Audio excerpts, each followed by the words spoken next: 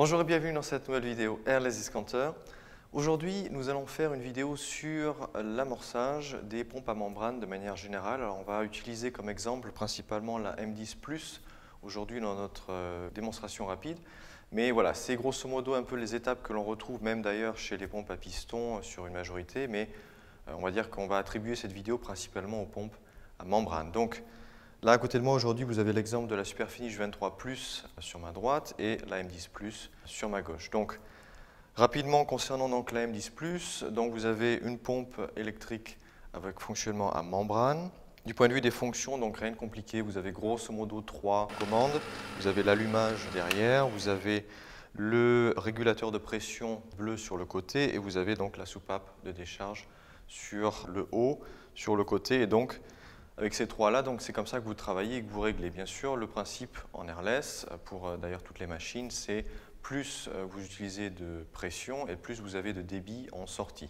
Donc le débit ne se règle pas seul, c'est la pression qui règle la quantité de débit. Donc maintenant, concernant l'amorçage de la machine en lui-même, donc mettons que vous venez soit de recevoir la M10 Plus pour la première fois, ou bien vous venez de tout simplement réutiliser la machine que vous aviez stockée pendant un certain temps. Donc première chose à faire, c'est préparer 2 seaux d'eau claire ou un seau d'eau claire en seau d'eau sale. Vous mettez le seau d'eau claire en premier devant la machine avec le tuyau d'aspiration à l'intérieur et ensuite le seau d'eau sale ou le deuxième seau d'eau claire juste à côté avec le tuyau de retour à l'intérieur. Ce que vous pouvez faire ensuite, c'est aller brancher donc la machine à l'électricité. Ensuite, vérifiez bien dans un deuxième temps que le régulateur de pression est bien à 0. Donc sur la M10 par exemple, vous avez un cran final, donc vous pouvez tourner dans le sens inverse et vous arrivez jusqu'au cran final, donc qui va bloquer et qui vous indique que vous êtes bien à 0. Sur une Superfinish 23 Plus par exemple, le bouton est de manière infinie, donc vous n'avez pas, si vous voulez, de cran final, vous allez juste entendre un clac. Et le clac sera l'indication que vous êtes bien à 0 de pression sur la Superfinish par exemple. Donc une fois que ça c'est fait, vous allez pouvoir donc ouvrir la soupape de décharge sur la M10 Plus et ensuite démarrer donc la machine. La machine se met en route, vous allez pouvoir augmenter doucement le régulateur de pression pour faire donc revenir l'eau et donc purger ce qu'il y a à l'intérieur. Donc si c'est la première fois que vous utilisez la machine, vous allez avoir du conservateur à l'intérieur. Si vous l'avez stocké, théoriquement vous en avez également dedans, ou bien de manière générale pour être sûr qu'elle soit bien nettoyée, vous le faites également quoi qu'il arrive. Donc vous faites tourner, elle aspire l'eau claire, elle le recrache donc dans le deuxième seau. Vous faites ça pendant 2 bonnes minutes. Une fois que ça c'est fait, vous pouvez faire de même avec le pistolet, donc c'est-à-dire vous redescendez la pression à 0, vous fermez cette fois-ci la soupape de décharge, vous appuyez en premier sur la gâchette du pistolet dans le seau d'eau sale et ensuite vous réaugmentez la pression pour faire circuler. Une fois que ça c'est tout propre, de manière générale, vous allez pouvoir donc descendre le régulateur de pression. Vous allez pouvoir éventuellement donc éteindre la pompe.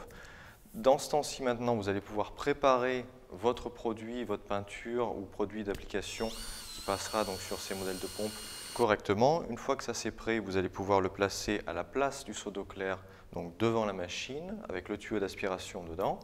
Et puis, encore une fois, garder un seau d'eau sale sur le côté avec le tuyau de retour à l'intérieur. Vous allez pouvoir maintenant donc rallumer la machine.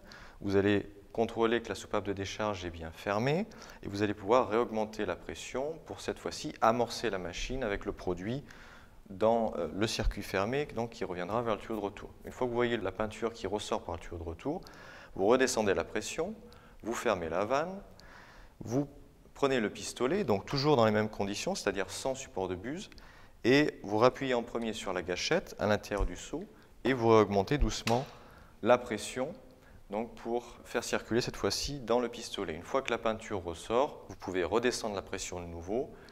Vous pouvez décharger la pression en ouvrant la soupape de décharge et ensuite donc essuyer vite fait l'embout et placer votre support de buse et votre buse. À partir de là, donc la pompe est amorcée en interne et vers le flexible. Vous pouvez donc cette fois-ci remettre le tuyau de retour dans le seau de peinture par exemple. Et ensuite, commencez tout simplement à faire votre réglage de pression. Donc, c'est-à-dire, vous regardez bien sur le mano devant sur la M10 Plus, vous commencez, mettons, à 60 ou 80 bars. Vous faites des tests sur un bout de carton, un pan de mur ou voilà, une surface sur laquelle vous pouvez faire déjà quelques tests. Et une fois que vous arrivez donc au bon pattern de jet, c'est-à-dire un jet qui est uniforme, sans surplus, sans manque, à partir de là, vous êtes à la bonne pression et vous pouvez commencer à effectuer votre journée de travail. Concernant le réglage de la pression, si vous avez des doutes, je vous invite à regarder notre deuxième vidéo qui est attribuée qu'au réglage de la pression, donc pour vous donner l'ensemble des informations et puis vous montrer un exemple de réglage. Voilà, si cette vidéo a pu vous aider, je l'espère, n'hésitez pas à la partager, à la liker. Si vous avez d'autres questions, bien sûr, n'hésitez pas à nous contacter par téléphone, par email, par WhatsApp ou par Messenger. On est disponible du lundi au vendredi. Et sur ce, je vous dis à très vite sur LS Canteur.